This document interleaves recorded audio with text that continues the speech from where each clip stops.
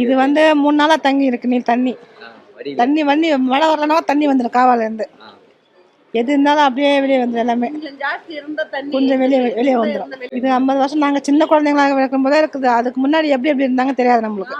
50 வருஷமா இங்க நிலைமையே சரியில்லை. நாங்களும் படாத அவஸ்தைப்பட்டு இங்க இருந்து போறது மனசு இல்லாத எல்லாமே சொந்த வீடா இருக்கா இங்கே தங்கிட்டோம். நாங்களும் போக முடியல.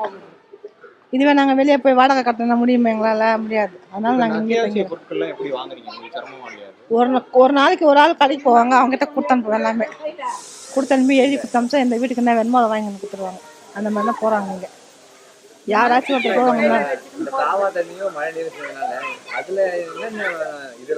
கொசு இந்த மழை தண்ணி கூட கொசு வருது. நிறைய கொசு வெளி எல்லாமே எல்லாமே ஊற்றிச்சோம் தான்.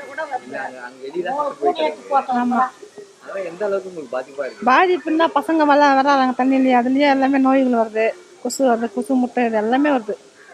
இதுன்னு அதுன்னு இல்லை எங்களுக்கு. ஒரு நாள் மூச்சு வயசானவங்களுக்கெல்லாம் மூச்சு அடைக்குது.